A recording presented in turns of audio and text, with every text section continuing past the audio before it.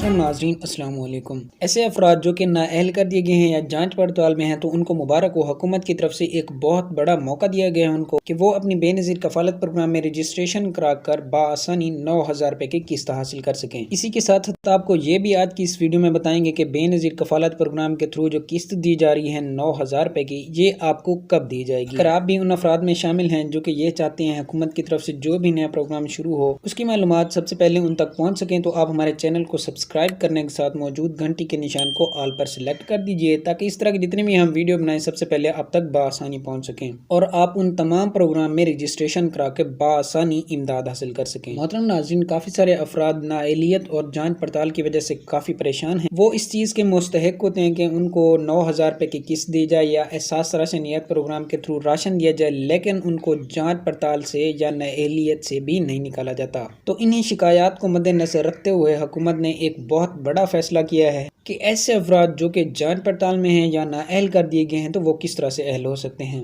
محترم ناظرین، حکومت کی طرف سے سروے شروع کر دیا گیا ہے اور جیسے جیسے افراد سروے کرا رہے ہیں ویسے ویسے وہ اہل بھی ہو رہے ہیں اور حکومت کی طرف سے امداد بھی حاصل کر رہے ہیں۔ کافی سارے افراد کے یہ سوالات ہوتے ہیں کہ ہم سروے کس طرح سے کرا سکتے ہیں۔ آپ کو اسی ویڈیو میں بتاتے ہیں کہ آپ نے سروے اس طرح کرانا ہے، آپ نے جانا ہے بے نظیر کفالت پروگرام کے دفتر۔ اگر آپ ایک خواتین ہیں تو آپ کے پاس آپ کے بچوں کے بے فارم ہونا لازمی ہے۔ وہ بے فارم اس طریقے سے ہو کہ ایک ہی بے فارم میں آپ کے سارے خاندان کا ڈیٹا ہو۔ جیسے ایک افراد کا آپ علیحدہ علیحدہ بے فارم لے جاتے ہیں تو اس طرح سے آپ کا سروے نہیں کیا جاتا، آپ کو دوبارہ واپس بھیج دیا جاتا ہے کہ آپ کا سروے نہیں ہو سکتا۔ اسی کے ساتھ ساتھ ہی اگر آپ خواتین ہیں تو آپ نے اپنا آئی ڈی کارڈ بھی ساتھ رکھنا ہے، اگر آپ مرد ہیں تو آپ نے بھی اپنا آئی ڈی کارڈ ساتھ ہی رکھنا ہوگا۔